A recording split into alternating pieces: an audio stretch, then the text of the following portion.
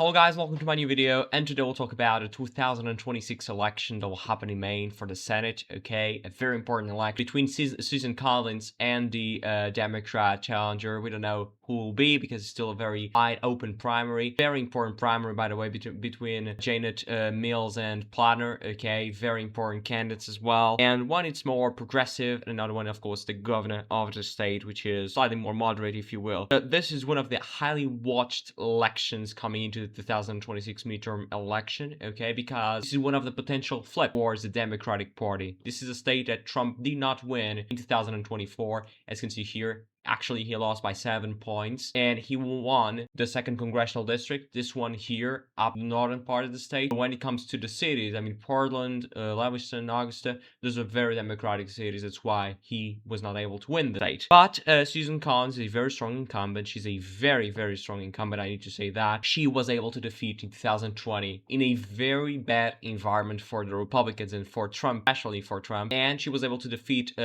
Gideon by about 9 points, almost 9 points. That was astonishingly great for her because I was not expecting this at all. And if you consider this, we'll have the primary on June the 9th. We'll cover that, of course.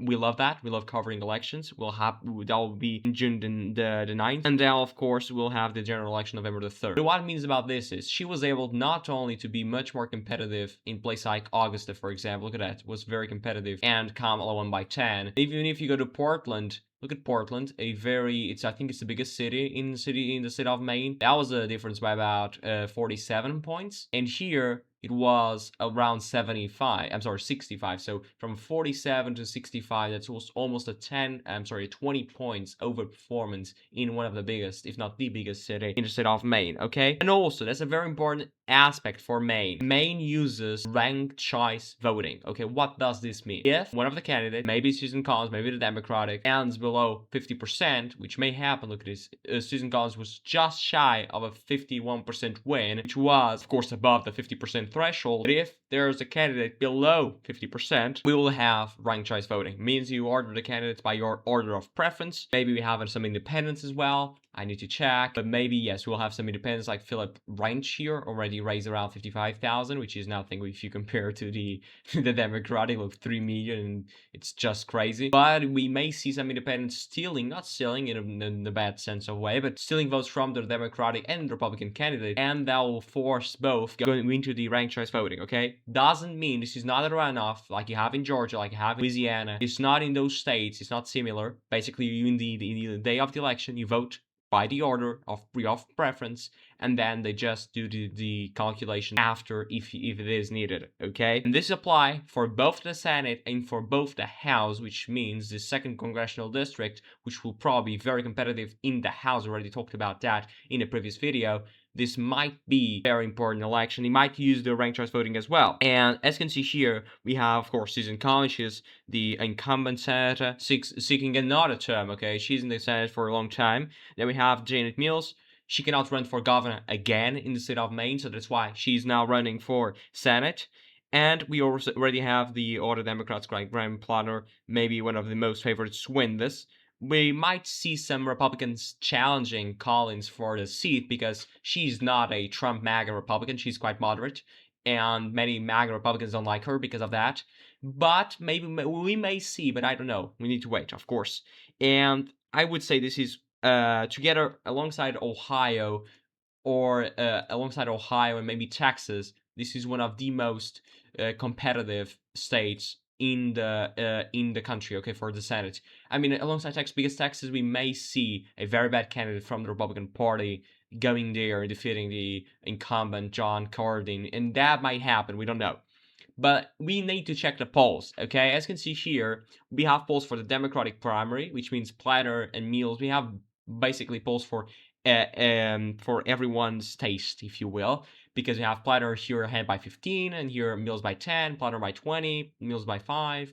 So you may see that Platter might have a small, at least right now, a small advantage, because if you consider all the averages here, we may see a small advantage for Platter, which is not what the Democratic establishment wants, even though, according to the general election, Platter might be a better candidate than Janet Mills, even though she's the governor of the state of Maine, because he's more progressive, and it might be a better candidate. Okay, for example, many people has been characterizing Platner as a populist, but he's also a progressive, and he supports universal healthcare, Medicare for all, and all that things that the liberal part of the Democratic Party supports. Okay, you can say that's bad or not.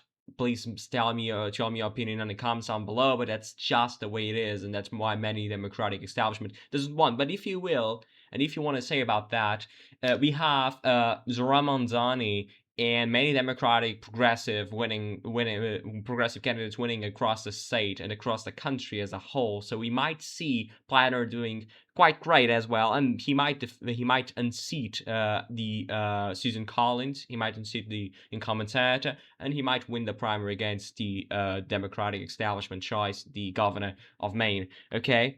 But if you now check the general election polls, which is also very important, Platner leads by 1, but if you consider windmills, Collins is leading most of windmills, which means Platner is not the favorite between the Democratic Party, I'm sorry, not Democratic Party, Democratic establishment, but he's a favorite in terms of winning the election if he is the nominee of the Democratic Party. Okay, that's a very important F. We don't know yet. Okay, and now we need to check as well here. You can check the general elections. Many prediction websites are saying this is tilt R, and many of them toss up because it's very, very, very close. Okay, and right now I would say that the Democrats are going to win this because of the environment, because of all the current environment that Trump is in. I don't. He's not terrible in terms of approval rating. He's not having a terrible percentage of approval. But I would say in terms of being in the White House again, it's Trump's second term, and that means a lot of exhaustion is there. Okay, and we had tariffs, we had all the pressure in geopolitics. This might impact a lot the Republican Party this year, and that's why I would say that the Democratic Party probably is going to win this election. It's not going to be by a landslide. I'm not saying that. And Susan Collins, it's very tough to defeat her.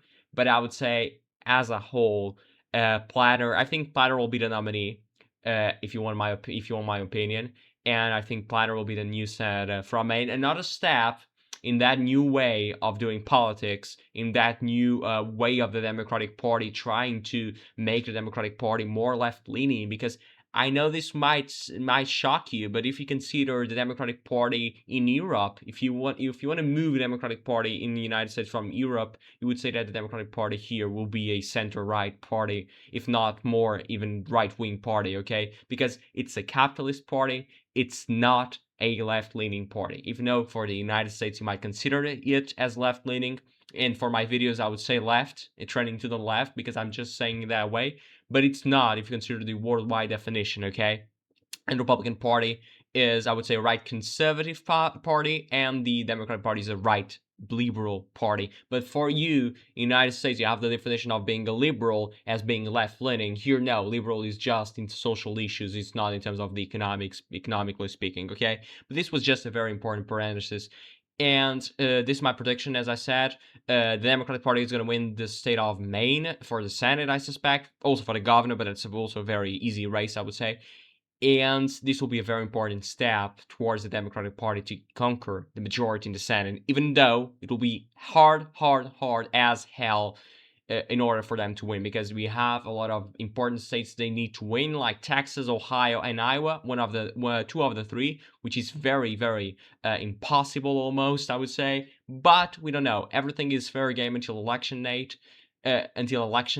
and we'll be back tomorrow with another video. Today, January the 18th, we will have elections in Portugal to elect our president. Wish me luck for that, because I think this video will be released before polls close. Polls will close in Portugal at 2 p.m. Eastern time, so this video will be released slightly before that, probably at lunchtime. Don't forget to subscribe to the channel, leave your like if you're new, and I'll be back tomorrow with another video. Thank you.